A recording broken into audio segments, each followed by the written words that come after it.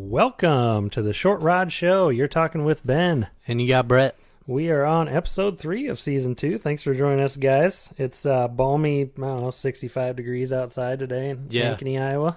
The furthest you think away from ice fishing. Lovely. We're just sitting here dreaming about ice fishing, chatting it up again, having a good time. We got in on a little bit of ice fishing work, prep work earlier this week. Talk a little bit about your Hyfax kit, Ben. Yeah, that was pretty cool. If you guys are following us on our Facebook page, you saw we did a little Hyfax project to the otter, which was needed. It was needed, yeah. Oh my gosh. I guess in looking at the old Hyfax, it wasn't. I didn't think it was that bad, but once we tore it apart, it was pretty well worn. Yeah, I think brand new. They're probably 3/4 inch thick. Yep. And there were areas of 1/4 inch. Yeah. If maybe a little less. It was worn down pretty bad. So that I think I bought it November 2017 and put a Hyfax on it right away. The otter kit, the blue runners, and you have to drill a million holes. There's so many of those pain in the butt, dang screws holding it all in.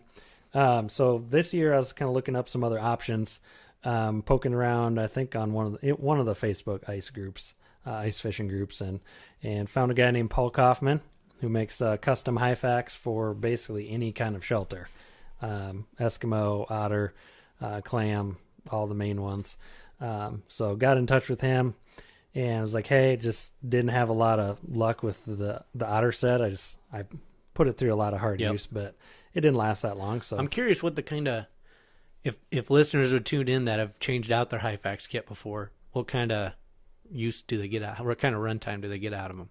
See, and I was under the impression it'd last longer, but we also put it under some pretty hard. I really use. don't ever hear, that's something I've never really heard of, is people changing out their Hyfax kit. I hear people, hey, you buy a new otter or you buy a new sled, put the Hyfax kit on it. You want it. Just get it to preserve your sled. But I never really hear people talking about replacing them. Yeah, I don't know. Maybe we're the exception to that, but I know we just beat the shit out of it.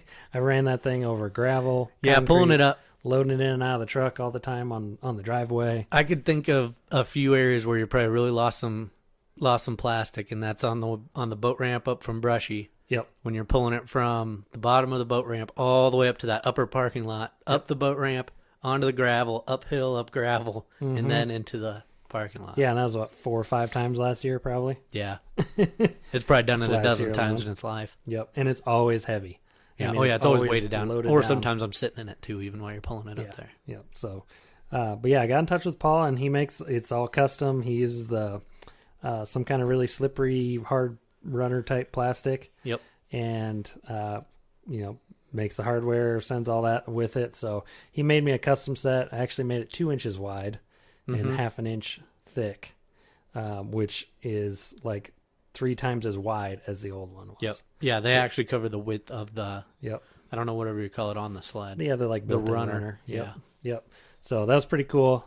Check out our Facebook page. See the pictures of that. I do like that it's. I like black. I like that's black. Mm-hmm. I always thought that blue was dumb looking.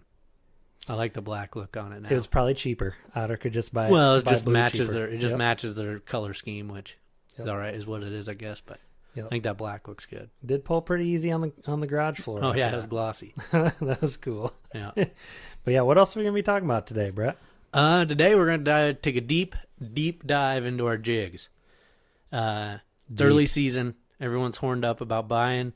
All you hear constantly is, "Oh, I'm going to these shows. I'm going to these bait shops. I'm buying some jigs. I'll just pick up a couple more jigs for this year. Yada yada yada." Yep. I'm here to tell you probably don't need any more jigs. Yeah, if you're anything like us, you have way too many to begin with, and you're only going to fish with a small part of them. So we're going to go a little bit deeper into the jigs we carry, maybe the different types of jigs. So you got your basic vertical, horizontal jigs. You got different weights. You got different sizes, colors. There's just all sorts of things. You got lead. You got tungsten. Yeah, for you guys who've been asking for just some deep diving into the weeds, like we like to say. Into all the details of it, this will be your episode. It'll be pretty cool. Yep. So you're telling me, Brett, you're not going to buy any more jigs this year? No, probably not. Not unless I lose a couple. I don't have any plans. See, that's kind of my thing. I like to maintain where my same level, so it makes me feel better to buy a few. Maintain and grow. How many do you lose in a year?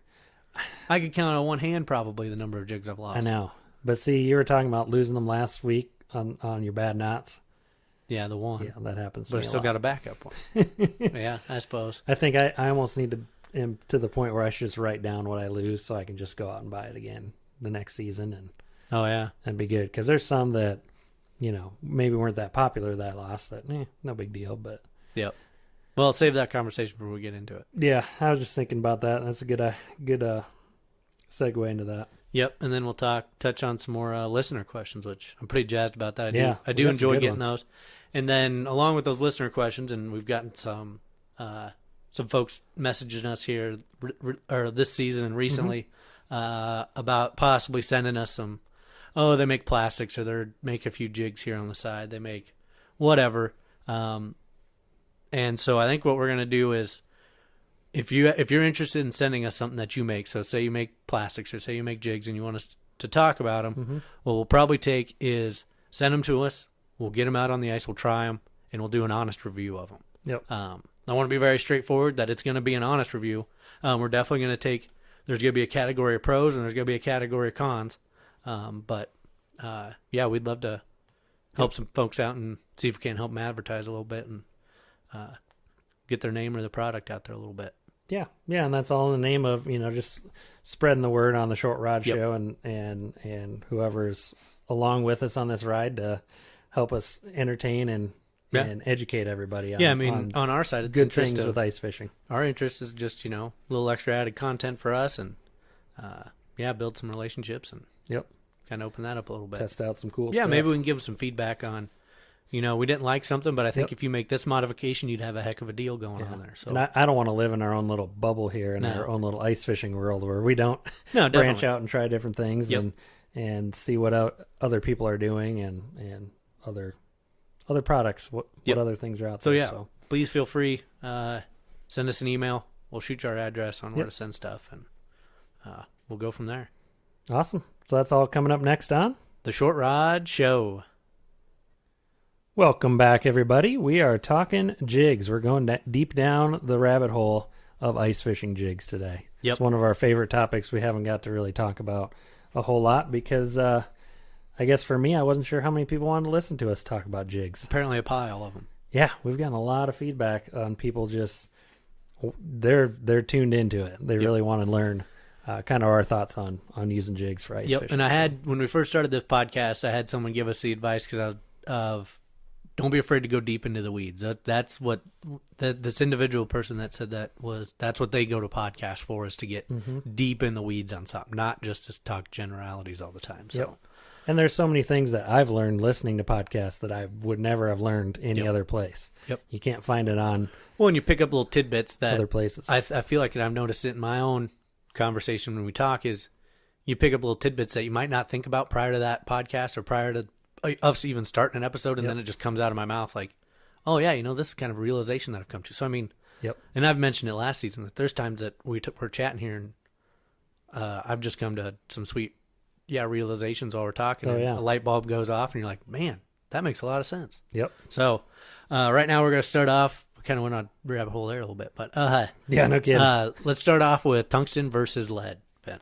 Yeah, the two main varieties of jigs. Yep. You have, tungsten, if you guys aren't familiar with, is a little bit more of a new type material. It's denser. It's much denser for its size. It's heavy. Yep. So you can have jigs that are very heavy for their size. Lead is kind of the old standby. Everyone knows, lead sinkers, lead jigs. You use them in the summertime all the time. Yep.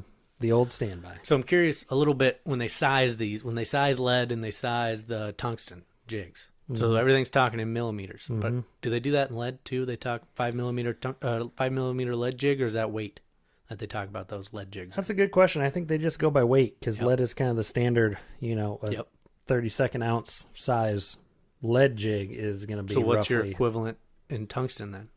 32nd? Probably be a 4 millimeter or so.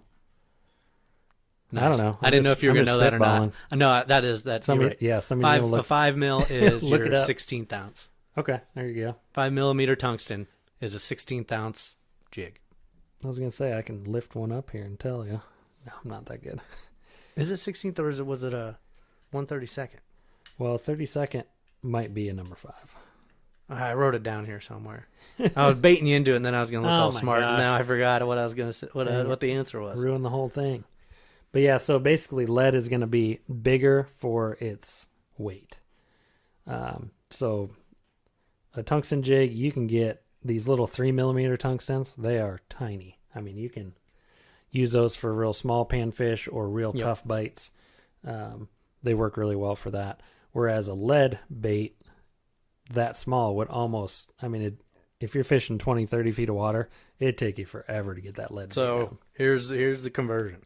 5mm tungsten is a 1/16 ounce Okay. Lead. weight. No, it's not lead. It's tungsten. Well, yeah, but it's comparable to it. Yep. Yeah. 4 mil is 1/26. Ooh. 3 mil, 1/56. So, yeah, you could do 1/32 roughly, and then the other one's a 1/64. Yeah, just keep that in mind. Yeah. You Something. just cut them in half and go Yeah. with it. Yep. Yeah. I like that a little bit better. But yeah, that's something definitely to Yep. keep in mind. Now, what kind of mix are you usually running, Brett? Tungsten versus lead? Tungsten versus lead. I personally lead harder on the lead. I don't like how I know the focus and the thought on tungsten is so you can get back down there, gets quick, sinks fast, keeps your line tighter so you can detect bites easier. But personally, a lot of times we're fishing fairly heavily pressured lakes, and I don't like the action of the tungsten. I think I get better at it just drops out of the water, drops through the water too fast. It's just like it's like a I don't know, just a puppet going up and down. Yep. We're with the lighter lead jigs, and then you pair that with maybe a larger plastic, or you pair that with 2 globs of wax worms, and that slows it down a lot. If you watch those and you put those in, I don't know, some sort of glass water tube, you'd be surprised at how the speed of the drop is. Well, even like watching on the Markham camera. Yeah, just watch it. Just watching how fast you're actually. What I'd suggest is if jigging. you got like a free fall, one of those 13 free falls or whatever, is time how fast you can watch it drop on your dial, time how fast your tungsten falls, and then get a comparable lead and with the same trailer or something and drop that.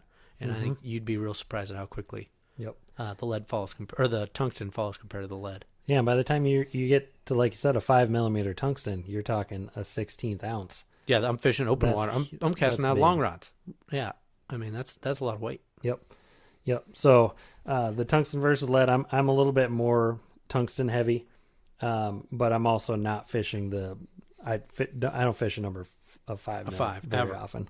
I've only got 2 5 mils in my. And whole if I do, I'm arsenal. fishing a monster plastic on there, trying to slow that down. Or I'm fishing a minnow head on those. Yep, and that'll help float you up a little bit. Otherwise, what do I got here? I think that's probably 3 mil.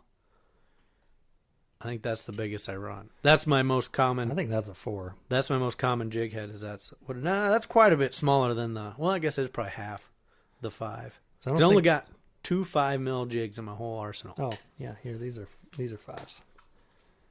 Because I just don't run them. I simply don't use them. Yeah, that's what this there. other one is too. Here. Oh, it's underneath the Whatever. decal.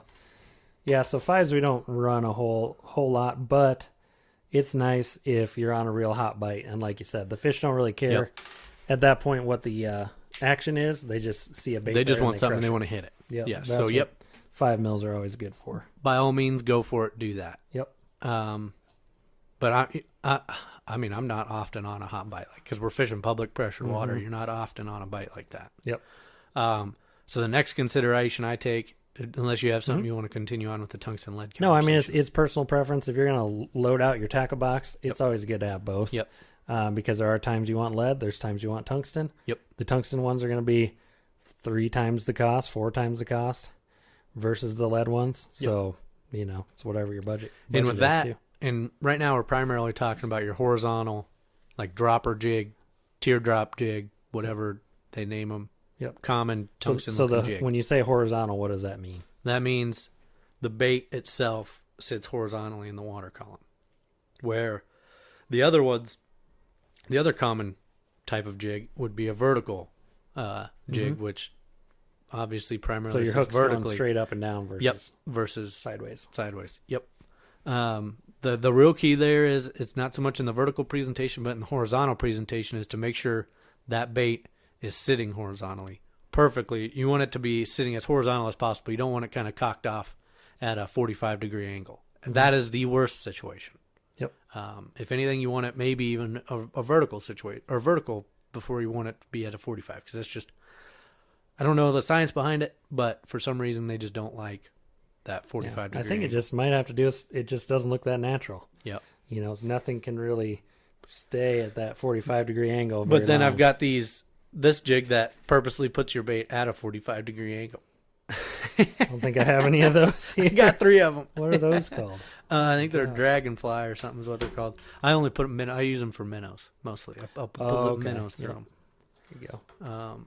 Or for catfish. They kind of, catfish will nip at it like that on the end. So say you're going out for your first few times ice fishing.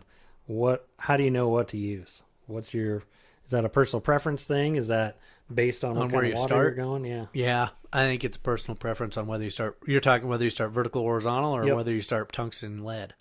Oh, either. Yeah. I think my first consideration is whether I want to go vertical, horizontal, and then let the fish tell me whether they want it coming at them fast or you need to slow down and let that bait flutter in the water a little more. Yep. I don't know. I'm a little more partial to the horizontal presentation, to be honest, or to the vertical presentation, to be honest. Yeah, I was gonna say you fish vertical a lot. Yeah, that's where that Cadis cane, not tungsten, lead, the lead Cadis cane, just comes in. I mean, it's got to be like a 1/50th ounce. It's super light jig. Yep. It takes days to fall down there, and especially if you're running monofilament that wants to float a little bit anyways, it takes even longer. But the benefits to having a vertical jig would be you're not constantly resetting it back to, where it needs to be in order to catch fish. Yep. Horizontal jig, you better be checking it every time you pull that up the hole. Yep.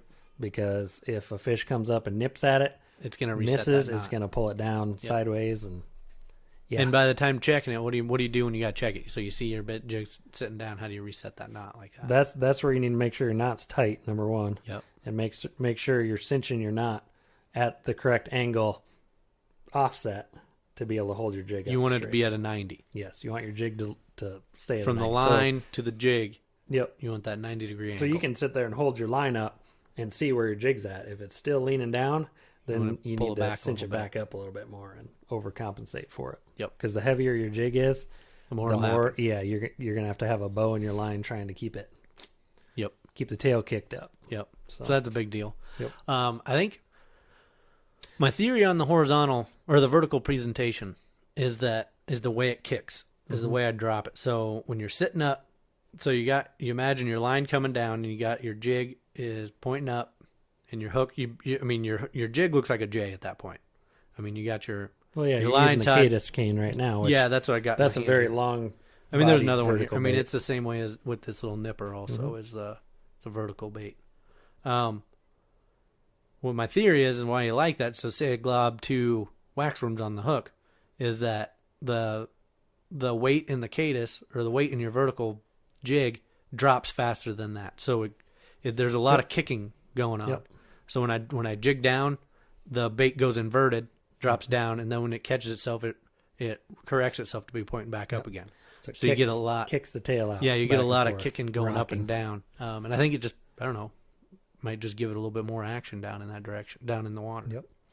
But a tungsten horizontally will do some of that too. Yeah, but it's still just dropping and kind of going up and down. Yep, and you can kind of get to flutter a little bit too.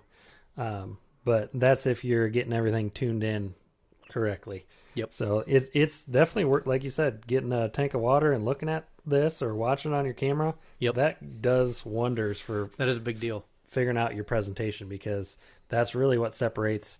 You could have 2 people fishing next to each other and one's just crushing it on the same bait the next guy is. Yep. But he's got his bait tuned correctly, is looking nice in the water. He's always adjusting it. He's fishing it with the right action to where that just makes it irresistible. Yep. So going back to the original question of vertical versus horizontal. Mm-hmm. So I'm out there, I'm out fishing. And right at the moment when I pick whether I'm going to go vertical or horizontal, I'm thinking presentation or bait profiles. What I'm thinking at that point. Then once I've narrowed that in, so now I've narrowed in. Hey, I think horizontal presentation is the way to go. Now, how do I select whether I want lead or tungsten at that point, Ben? What do I decide? Ooh, that's a good one. Because for me, I lean towards tungsten no matter what. Just so you can get it going faster. Yes, so I can fish it faster because that's my style of fishing. But I would use a smaller tungsten at that point. Where if I want it, say I figured out the flutter really helps bring them in and gets fish looking. I'd downsize my tungsten if need be. Yeah, and use that to help get a little flutter. Well, I have a whole lot of lead stuff that I don't use very often. We were just talking about that earlier, where kind of my older fishing stuff, fishing tackle, and my jig box is all a lot of lead stuff. And I couldn't tell you the last time I've even fished some of these. Well, I want to touch on one quick thing here, where you had you're downsizing your jig size quick before you move on to that part. So if you're on a real light bite, also that smaller jig, not only is it a smaller profile, but it's also easier for that bluegill to inhale into their mouth. Yep. If you got that big heavy bait, they almost have to bite it. They can't suck it in. Where if you have a little tiny tungsten or something on there, then they have an easier time sucking that into their mouth. Yeah, and if you get a decent tungsten jig that's got a nice sticky hook, it doesn't matter. If it's in their mouth and you got to set the hook, it's going to grab. Yep. You're gonna get them. Well, it just gets back there a little further. Some people think you got to have bigger baits for bigger fish. It's sometimes there's so many variables. It really on depends that. on what situation you're in. Yep, you can catch big fish on little jigs all the time. But all right, now you can go into whatever you were going with there. Sorry. Oh, I was just making a comment on my random jigs that I have here. But so how many? If you gave me a quick count, how many jigs you got sitting in front of you right there, Ben? I probably have 100. I probably have. Think? And out of all those 100, how many of them get regular use? I'd say probably 15. It's a good 10 to 15%.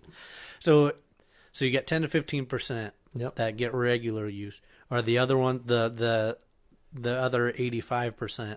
Are they like special situations, or are they the jig maker made a fisherman jig rather than a fishing jig? Yeah, there's definitely some of that involved. They definitely got me there, but part of it is I just like to show up to the table and just have 4 times as many jigs as Brett does. It's like having jewelry. And that way, people think that I know more about fishing. I mean, yeah, they could think that. Now, I've tried a lot of different, jigs, and I think part of it was when I was just getting started ice fishing, I didn't know. I figured, okay, this is on sale right now it's $5 for this pack of 20. Yep. And the whole, a lot of these different ones that are really strange looking profiles. Yeah. I mean, they came from this huge jig variety pack. Yeah. Where it's like, well, might as well get all those. Yeah. But a lot of these other ones, picked up along the way as I was figuring out, what to use and how to recognize good quality jigs. Yep. That's another big key that I guess we've both learned about since we've started ice fishing. But so looking at some of these jigs, there's some cheap ones. Are there some particular jigs that you would tend to use plastics on, and other ones you would tend to use live bait on, or does that not matter? No, not really for me. Yeah. No, it's interchangeable. Yeah. And I don't really have live bait a whole lot, besides waxworms. Yep. I've got a few that I would leeches. I got a few of them that I would specifically put a minnow head on, and some that I simply would not, just because the hook's not big enough to put a minnow head on in the first place. Yep, that's a good point. But otherwise, there's not. Plastic would go on. We'll take a deeper dive into plastic here in another episode. But, it's a whole nother hour. They kind of go hand in hand with your jigs. But yep. Well, what about? So I touched on a little bit about jig quality, but how do you know? How do you know what kind of quality jigs you're getting? If you're at a bait shop and I don't have that eye. I don't have that eye. That's why you probably have 100 of them in front of you, and 90% of them you don't use because half of them are junk. Shit. Yeah. Well, it's definitely not worth tying one on that is going to break. Yeah. On a fish, because I've had that happen. You talked about the eyelets breaking out. And that's not good. What I look for, so say, and we talked about this earlier, is if you're at Fleet Farm and you're looking at that big huge wall of jigs with a dozen different companies on there, and price points anywhere from $1 to $10, $7. What's Brantner's run? $8 now, something like that. Yep. Yeah, or like the Acme, like these, or those Acme rattle, the hyper rattle ones. I do like this jig a lot. That jig by the end of the season, I always had the gold one tied. The gold one was a staple of being tied on. I don't know if our listeners can hear that. I can hear it. Oh, there we go. I heard it in the headphones. Nice. That's the old Acme little rattle inside the rattle jig. Yeah. Rattle But and yeah, tungsten. these are like $8. Crazy. Yeah, they're expensive, but I do like that jig. I like the size of it and like the rattle of it. It's unique. Yep.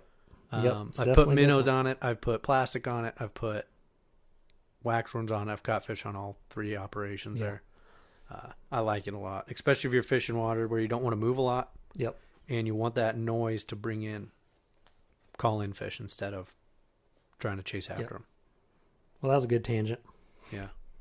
You were talking about jig quality. Oh yeah. Reeling it back in. So when I'm if I'm staring at the wall of Fleet Farm and I'm looking at all these dropper jigs, I mean, functionally they are all the same. Mm-hmm.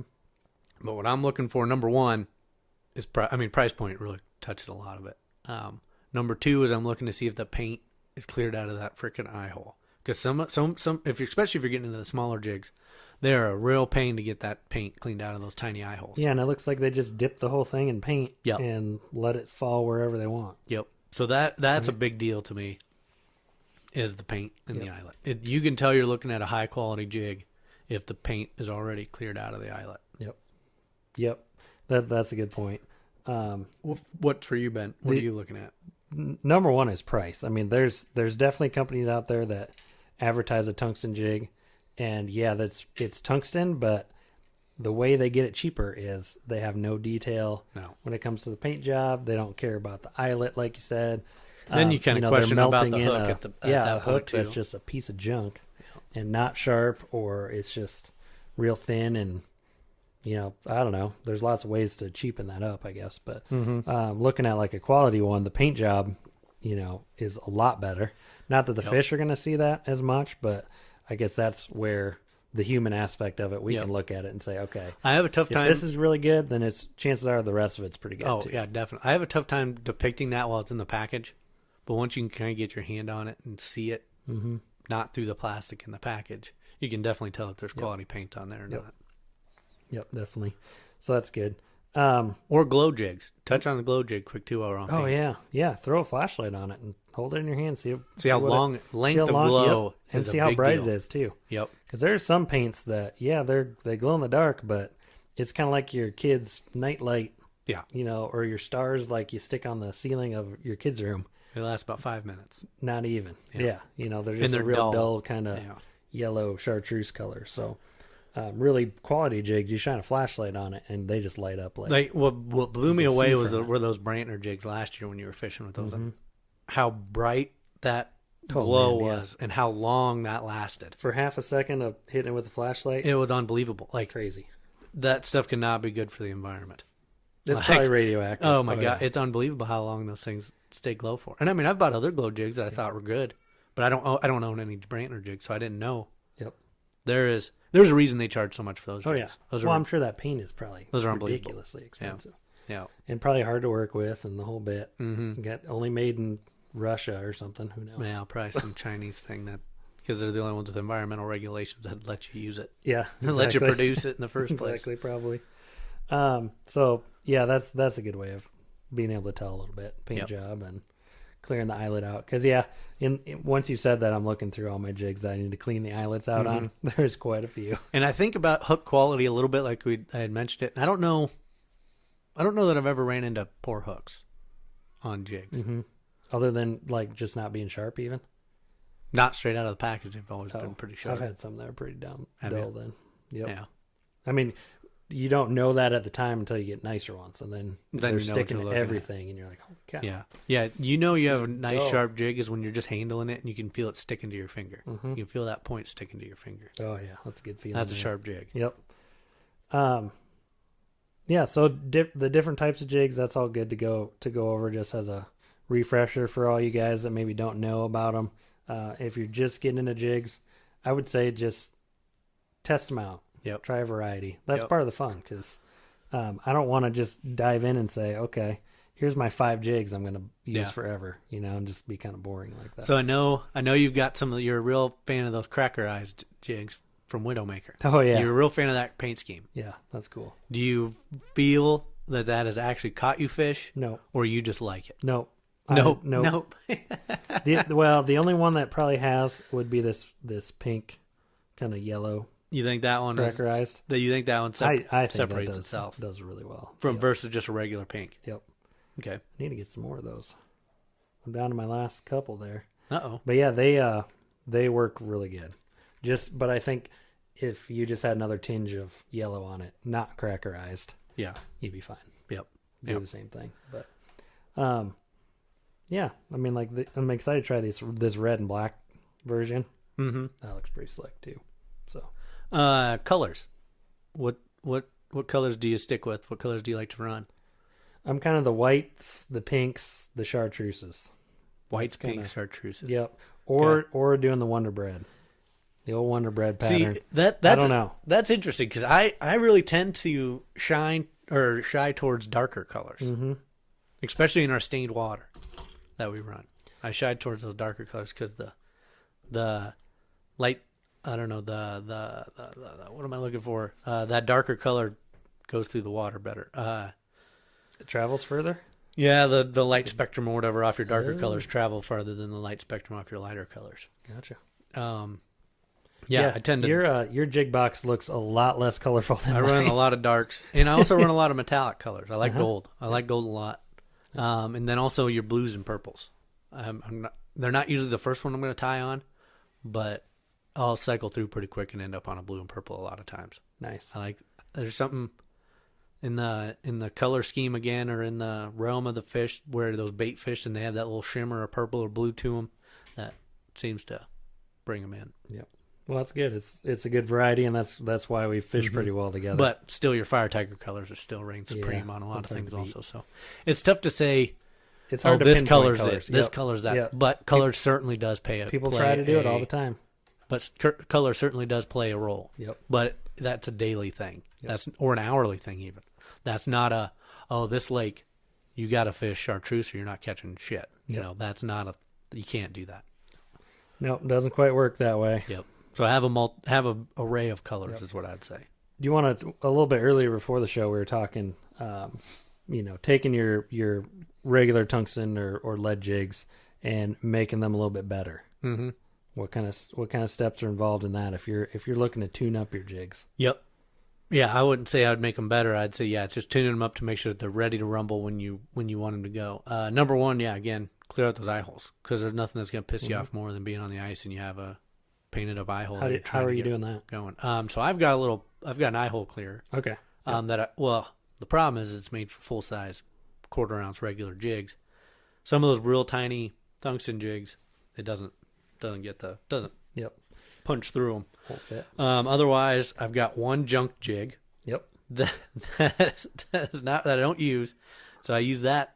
I use this one to poke the eyelid out of the other ones. There you go, the junk jig. I have yet to poke my own finger, but I'm sure it will happen.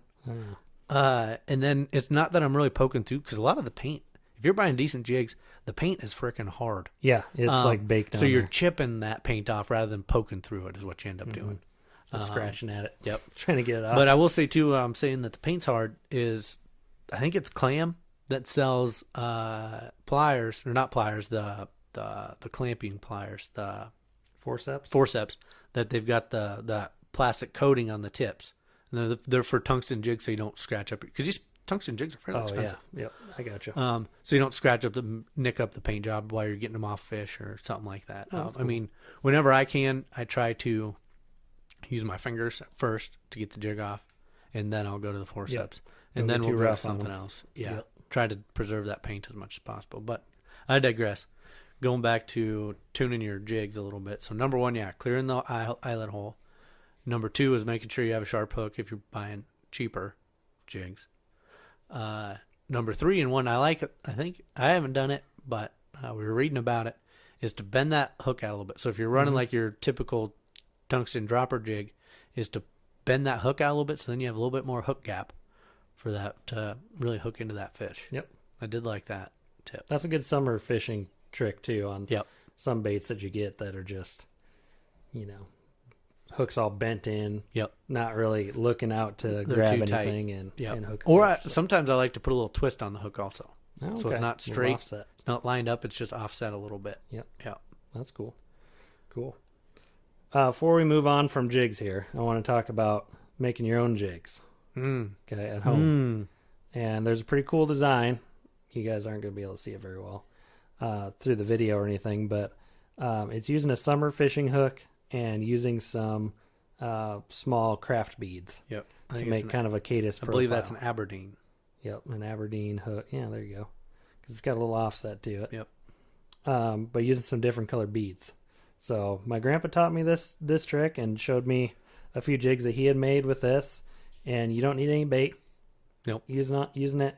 They work really well on crappies. So this is Mississippi River fishing. That's what we're talking here. Yep, we're talking low visibility. Mud, water.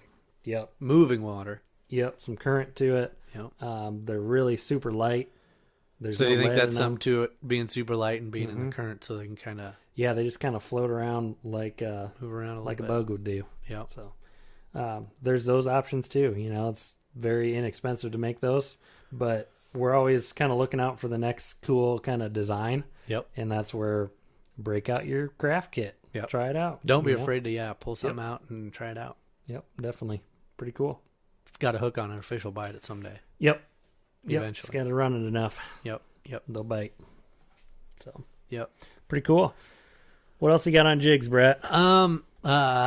So you can tell me whether you want to keep this for the plastic, if you want to save this for the plastics, or you want to go into, if this could be part of the jigs, is knowing how to pair up your plastic with your jig. What color? How do you pair up plastic and a jig together?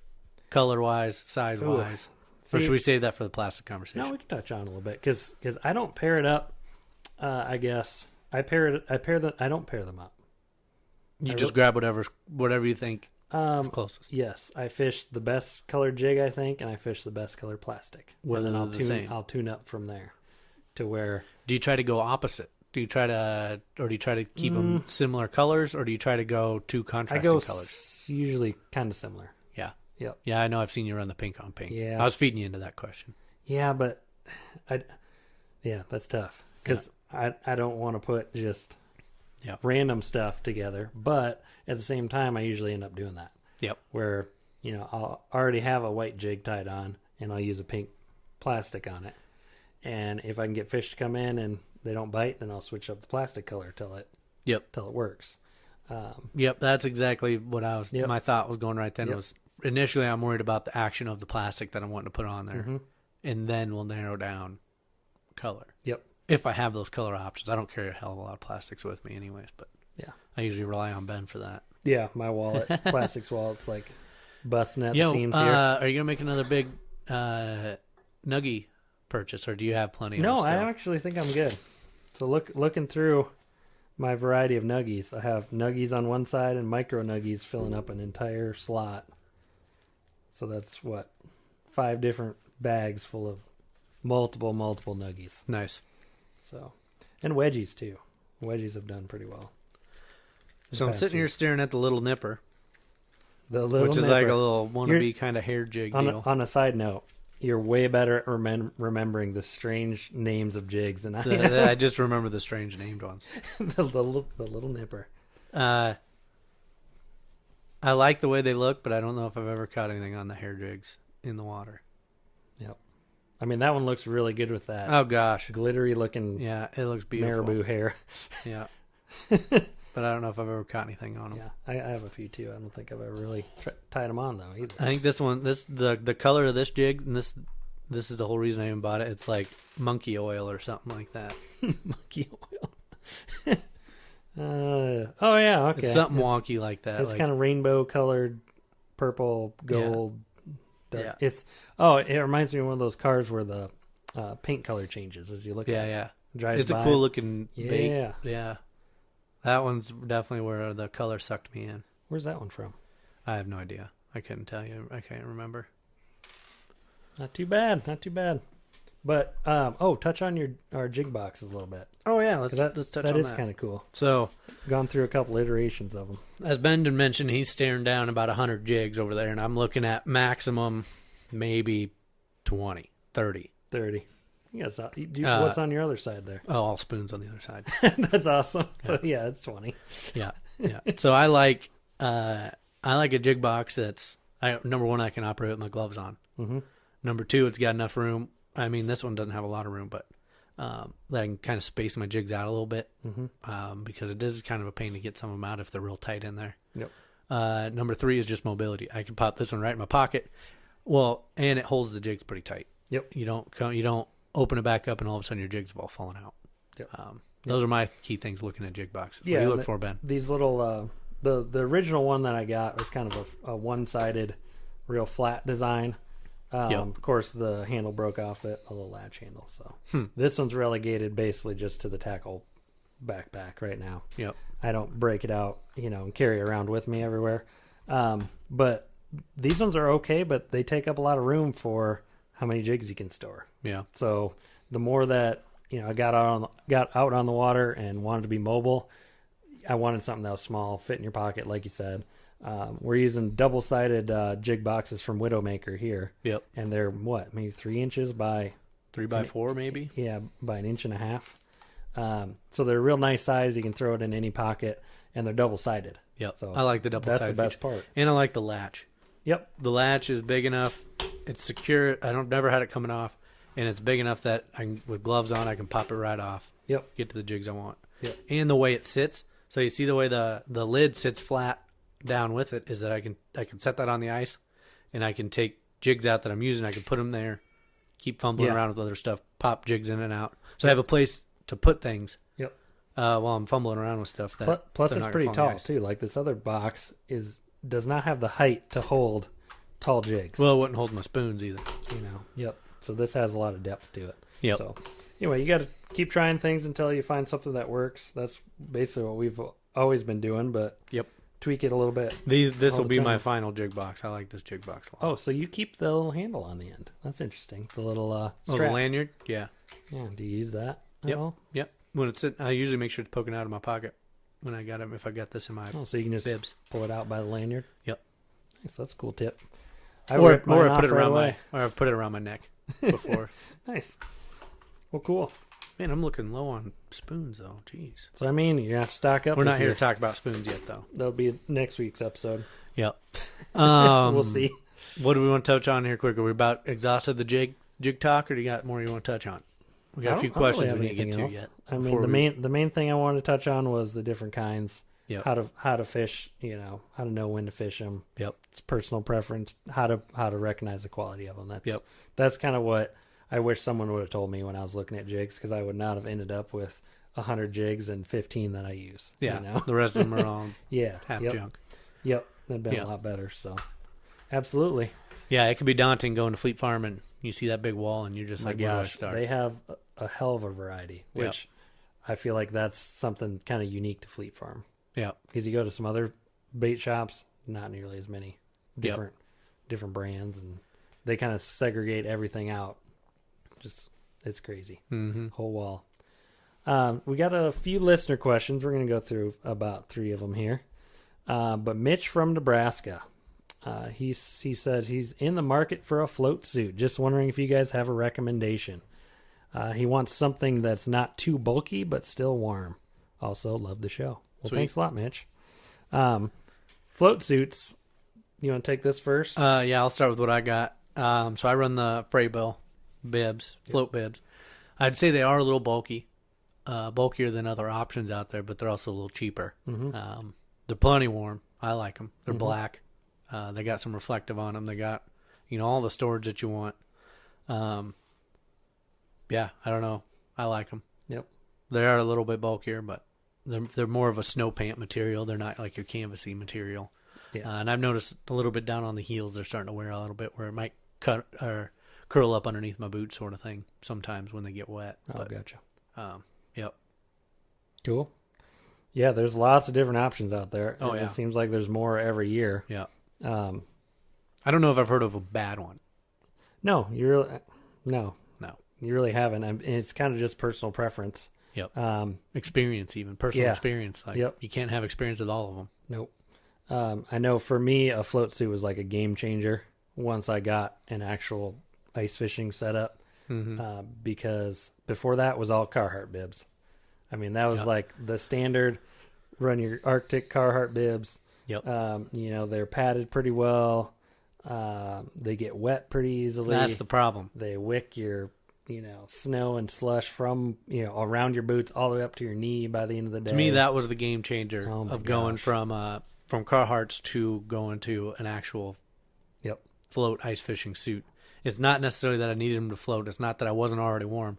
It was that now these are water-resistant material rather than soaking up water halfway up my knee. Yep, that's a big deal. So I have the Striker Ice Predator series, and the Predator is kind of their lower end. It's not their lowest end. I think now they have like a Trekker series that's even lighter. But the Predator, for me and the way I fish, if I'm either moving around a lot on the ice, and I don't want something that's too warm, or I'm in a shelter when it's super cold. And my jacket's off anyway.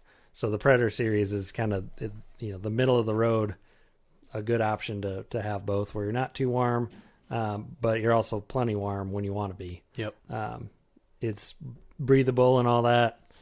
It helps me be mobile just by the fact of I have my knee pads, the little gator skin covered over them. Knee pads are also big. Oh yeah, no big deal. It does help a lot. Kneeling on the ice. Kneel on the ice all day, running, jumping around to different holes, staying warm and dry. So I'm trying to think as you were talking, all the different brands and options of float suits. So you got Striker, you got Eskimo offers their own size. You got Freybill, Clam. Strike Master. Strike Master has their own. Their surface. Oh, you're right. Bibs and suits. And that Norfin. Yeah, has Norfin. A heated one. Heated float option. So these are all floating options, I believe. Yeah. Not Coast Guard approved flotation, but added flotation just to help you get a little, 10 or 15. So there are definitely some options. I'd tell you probably the only reason I had stayed away from Clam is because I think their colors are ugly. Bright turquoise. If I was going to buy some new ones, I think I'm leaning towards Eskimo stuff at the moment. Just because I like their color design. And then you can match your shelter too. Yeah. For some reason, I don't know. I like that whole Eskimo brand. I've just been all over it.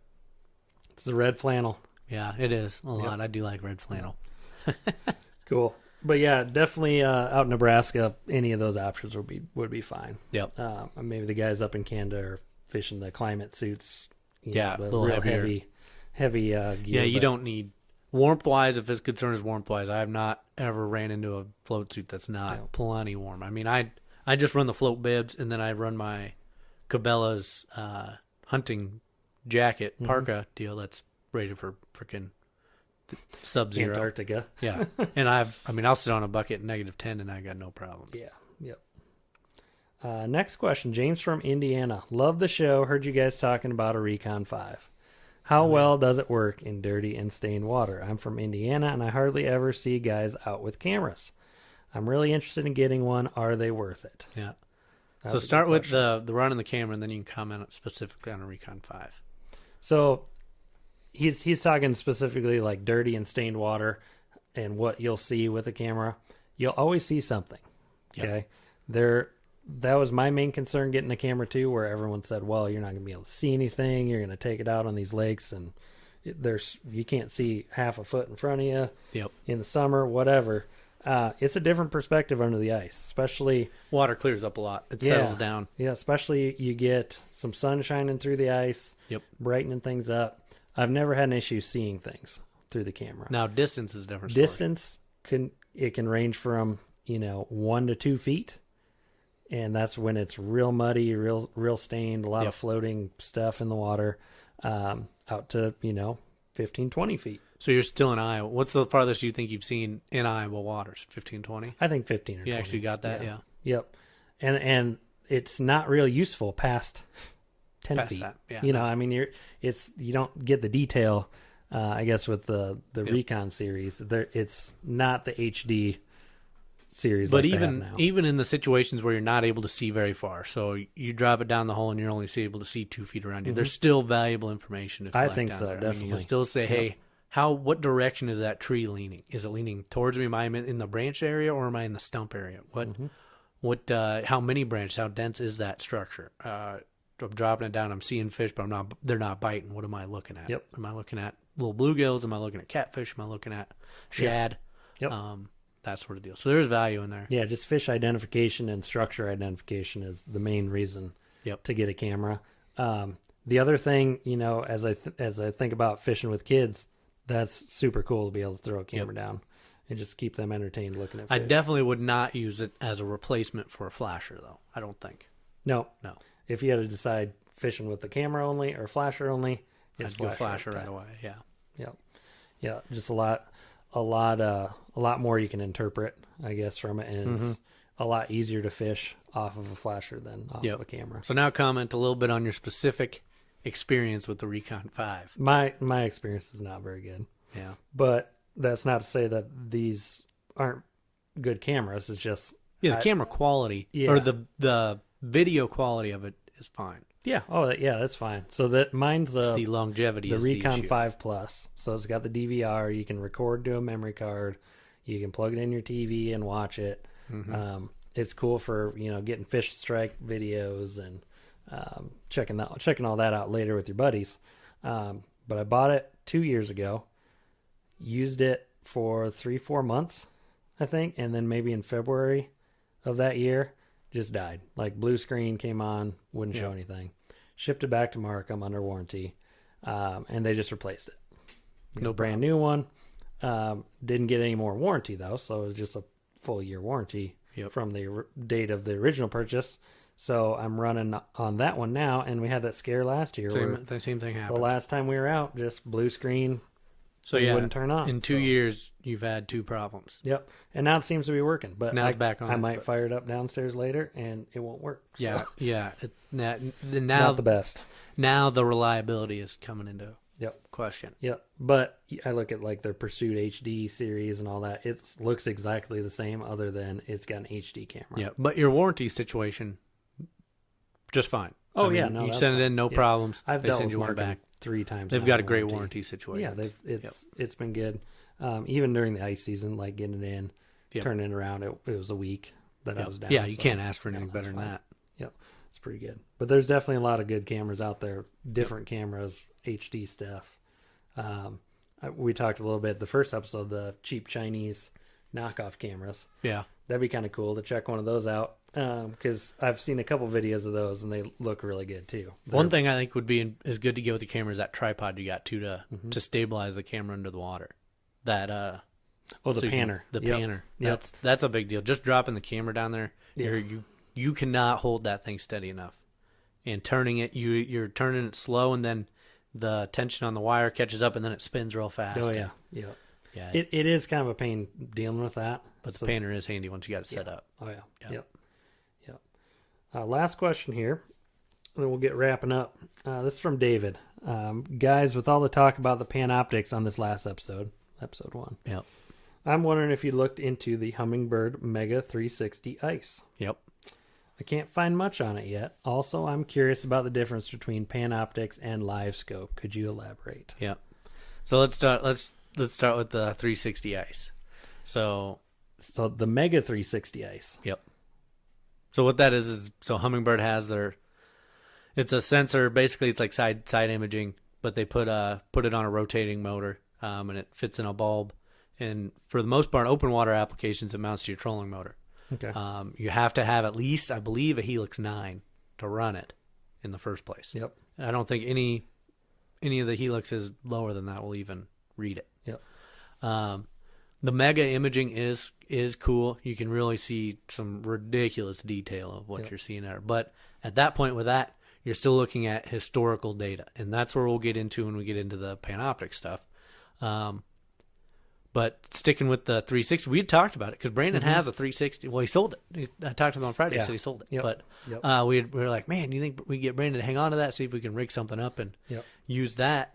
But the problem you run into is you got to run that Helix 9. And that's such a big unit. You got to dang near bring the boat battery with you. You need lots of power and you need lots of space, and it's not nearly as mobile. Yep. Which you still need those with the Panoptics, but they got those a little bit more set up for it. That 360 Ice, this year, they came out with a mount to specifically So the only difference is that it's a mount. Yeah. And I'm sure there's some software uploads or something like that you load. But really the only thing that makes it 360 Ice is a mount to mount it in the hole so you don't drop the whole deucer in the hole. Gotcha. That's the only thing that changes. It's still cool. I mean, it still allows you to pan around your hole, allows you to see, hey, there's fish 50 feet over this direction or whatever. So I think it is cool technology still, and I'm sure it gives you a better idea of what that structure is than the Panoptix does. Yep. So that, to me, that's the biggest difference between the technology that Hummingbird's putting out versus what Garmin's putting out, is they give you some great idea of what that structure looks like from an overhead view. Gotcha. Where that Panoptix and the live scope is giving you kind of a, I don't know, a more directional. Yeah, more of a looking view. Smaller view. Yep. Cool. Yeah, but there really isn't much about using it for ice.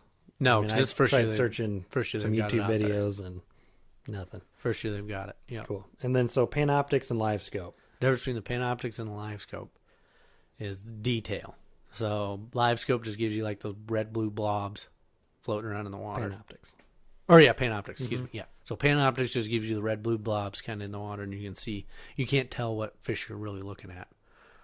Where the live scope gives you tenfold in the detail department. It'll break down individual branches. If you're looking at a tree, you can see individual fish sit on that tree, where if you were looking at that same tree with just the Panoptix, you're just seeing a big red blue blob, and you can see a few things moving around in it. Yep.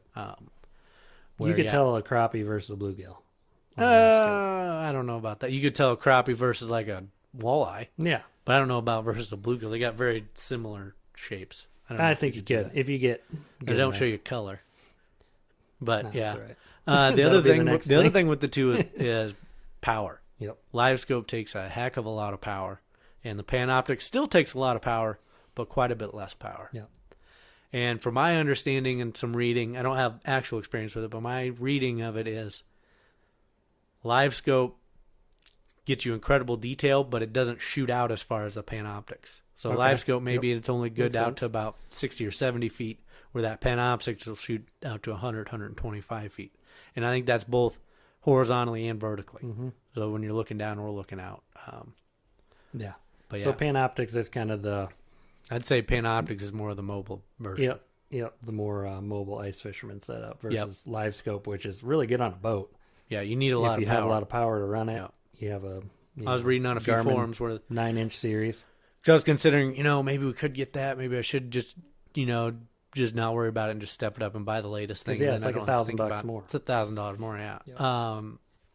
But it just takes so much power. I mean, at that point, you're lugging out. Unless you're going to spend $700 on a lithium battery, a lithium 30-amp battery, you just will lug out a car battery or your regular boat starting battery. Yeah, exactly. And then you're just talking about so much weight, and it's so big. Yep. You about got to pull a whole sled out just for that one unit. Yep. Cool. I think those are really good questions. Keep them coming, guys. We definitely like getting into it and chatting about whatever's on your mind. Some of these we'll send you guys a response back to, or bring them up on the show at some point. But I will mention too about the difference between the Panoptix and the live scope is, I don't know the exact model names for Garmin units or Garmin monitor head units, but you have to use the 9-inch version for the Panoptix. The 7-inch version, the 7. Sorry, the 7-inch version can run the Panoptix, but to run the live scope, you have to get the 9-inch whatever. I don't know the exact like model, the 93 CSV or the size of the screen has to be the 9-inch screen. That's getting into it then. That's still big. I mean, that's both of those more power for the display and the transducer. That's the problem you run into with both the 360 ice and the live scope is, man, that's just a lot of power you got to start bringing with you. And you have the capability, but right now to buy the batteries, the lithium batteries, because you want to go light, you still be talking under 40 pounds with it. Shit, you're talking about freaking $600 batteries at that point. Yep, not on the Short Rod Show anytime soon. We'll see. Yeah, that's a tough pill to swallow. Yeah, we'll see. So, cool. That's some good chatting today. Yeah, I think this will be a good episode. Dang. Pretty excited about it. Always a good episode. Always a good time. Yeah. Chatting ice fishing here, even if it is 65 degrees out. Yeah, I'm looking forward to getting more into the weeds on other topics. Yeah, we have a lot more to come this season. I mean, we're basically just touching the surface on. Yeah. I think we're still going to try to focus on gear. Topics, so. Gear here that early in the season while people are still thinking about buying stuff. And yep. Yep, then we'll be out on the ice recording and having a good time catching fish like we always do. Yep. Awesome. Well, get in touch with us, guys, on our website, shortrodshow.com. You can follow us on Facebook, Instagram, at YouTube. Short Rod Show, and then, our YouTube. YouTube channel this year is doing pretty well. We're getting a few views. Yeah, picked up like 32 new followers this past week. We've had good feedback so far, so we'll keep doing it. Yep. You guys get to watch us how we record and how everything looks. So, good deal. Well, we'll catch you guys all next week on The Short Rod Show.